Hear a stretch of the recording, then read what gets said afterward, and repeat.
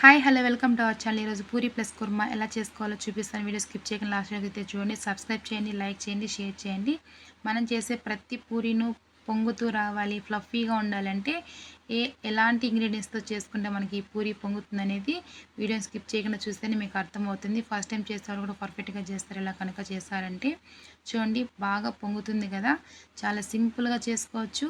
చాలా ఇష్టంగా కూడా తింటారు ఇంట్లో పిల్లలు కానీ పెద్దలు కానీ. చాలా బాగుంటుంది. ఇందులో కుర్మా కూడా అండి చాలా తక్కువ ఇంగ్రీడియంట్స్తోనే చేసుకోవచ్చు. టేస్ట్ అయితే చాలా బాగుంటుంది. మనం హోటల్ తినేదానికన్నా ఇంకా ఎక్కువ ఉంటుంది. ఫస్ట్ అయితే ఒక బౌల్ తీసుకోవాలి. ఇందులోకి 2 కప్స్ వరకు గోధుమ పిండిని తీసుకోవాలి. చాలామంది గోధుమ పిండి ప్లస్ మైదా వేస్తుంటారు. సో మైదా అంత మంచిదేం కాదు, అరగదు. సో గోధుమ పిండితోనే చేసుకుందాం. ఇలా 2 కప్స్ తీసుకొని ఇందులోకి ఒక హాఫ్ కప్పు వరకు సుజీ రవ్వ అండి, మనం మామూలుగా ఉప్మా చేస్తుంటాం కదా, ఆ రవ్వని యాడ్ చేసుకోవాలి. టేస్ట్కి సరిపడా సాల్టు, అదేవిధంగా 1 టేబుల్ స్పూన్ వరకు షుగర్ కూడా యాడ్ చేసుకోవాలి. షుగర్ వేసుకోవడం వల్ల మనకు టేస్ట్ అయితే చాలా బాగుంటుంది పూరీలోకి. ఇదంతా కలిసేలాగా ఒకసారి కలిపేసుకొని కొంచెం కొంచెం వాటర్ యాడ్ చేసుకుంటూ ఈ పిండినంతా ఒక 10 నిమిషాల వరకు బాగా కలపాలి. ఇలా కలిపిన తర్వాత ఇందులోకి ఒక 2 టేబుల్ స్పూన్ల వరకు ఆయిల్ యాడ్ చేసుకోవాలి.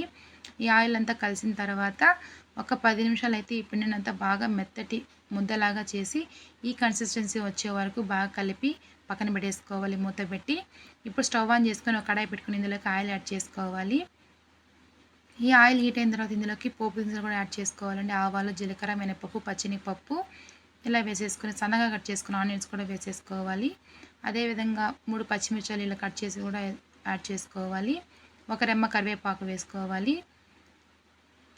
ఈ ఆనియన్స్, కరివేపాకు, పచ్చిమిర్చి వేగిన తర్వాత చిటికెడు ఇంగువ కూడా యాడ్ చేసుకోవాలి.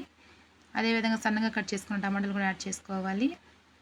ఇవంతా ఒకసారి బాగా కలిపేసుకొని సన్నగా కట్ చేసుకున్న బీన్స్ కూడా యాడ్ చేసుకోవాలి. అదేవిధంగా క్యారెట్ ముక్కలు కూడా యాడ్ చేసుకోవాలి. చిన్న సైజు ఆలుగడ్డ ముక్కలు కూడా యాడ్ చేసుకోవాలి. అదేవిధంగా మనకు ఫ్రెష్గా మార్కెట్లో దొరికే పచ్చి బఠానీలండి, అప్పటికప్పుడే మనకు ఫ్రెష్గా అయితే దొరుకుతుంది. సో ఈ పచ్చి బఠానీలు కూడా ఇందులో యాడ్ చేసేసుకోవాలి. ఇవంతా కలిపిన తర్వాత ఇందులోకి చిటికెడు పసుపు, టేస్ట్కి సరిపడా సాల్టు, కారం, ధనియాల పొడి వేసేసుకోవాలి. మీరు ఏ క్వాంటిటీతో అయితే ఈ వెజిటేబుల్స్ తీసుకుంటున్నారో అదే క్వాంటిటీతో మీరు కారము, ధనియాల పొడి అయితే యాడ్ చేసుకోవాల్సి ఉంటుంది. సో ఇదంతా వేసేసి ఒకసారి బాగా కలుపుకోవాలి. హెల్త్కి కూడా చాలా మంచిది. మనం వెజిటేబుల్స్తోనే చేసుకుంటున్నాం కాబట్టి ఇష్టంగా తింటారు. చాలా బాగుంటుంది టేస్ట్ కూడా. అలాగే ఇష్టపడిన వాళ్ళు చాలామంది ఉన్నారు కదా, అలాంటి వాళ్ళకైతే ఈ ఈ కర్రీ అయితే చాలా బాగుంటుంది. ఇందులోకి ఒక 1/2 టేబుల్ స్పూన్ దాకా గరం మసాలా యాడ్ చేసేసి ఒకసారి బాగా కలిపి ఇందులోకి వాటర్ యాడ్ చేసుకోవాలి. నేనైతే ఒక 3 కప్స్ వరకు వాటర్ యాడ్ చేసుకుంటున్నాను. ఈ వాటర్ వేసేసి ఒకసారి గరిటెతో కలిపి సాల్ట్ చెక్ చేసుకోవాలి. ఇలా సాల్ట్ చెక్ చేసేసి ఈ వెజిటేబుల్స్ అంతా బాగా కుక్ అవ్వాలి కదా, ఈ వెజిటేబుల్స్ అంతా బాగా ఉడికే వరకు మూత పెట్టి బాగా ఉడికించుకోవాలి. ఇప్పుడు ఒక బౌల్ తీసుకొని ఇందులోకి 2 టేబుల్ స్పూన్ల వరకు శనగపిండి తీసుకోవాలి. ఈ శనగపిండిలో కొంచెం వాటర్ యాడ్ చేసేసి ఉండలు లేకుండా బాగా ఈ పిండిని అయితే కలుపుకోవాలి.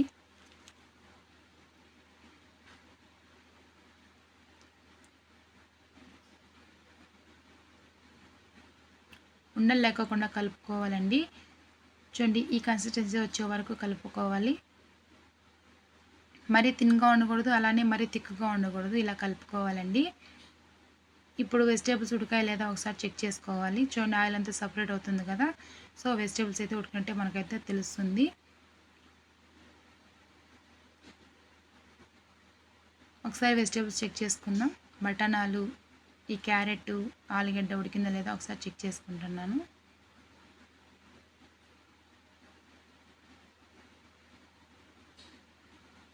చూడండి పర్ఫెక్ట్గా అయితే ఉడికిపోయింది కదా.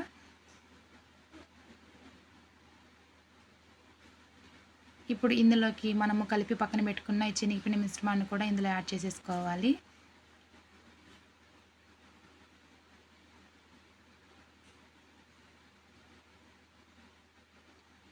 ఇలా యాడ్ చేసేసి స్లోగా గరిటెతో కలుపుతూ ఉండాలండి. మరీ థిన్గా ఉండకూడదు, అలా అని మరీ తిక్కుగా కూడా ఉండకూడదు. ఎందుకంటే మనము శనగపిండి వేసుకుంటున్నాం కాబట్టి మనకు చల్లబడే కొద్దికి చాలా దగ్గరగా పడుతుంది, అస్సలు బాగోదు. సో ఈ కన్సిస్టెన్సీ వచ్చే వరకు కలుపుకుంటా ఉంటే సరిపోతుందండి. కొంచెం వాటరీగానే ఉండాలి.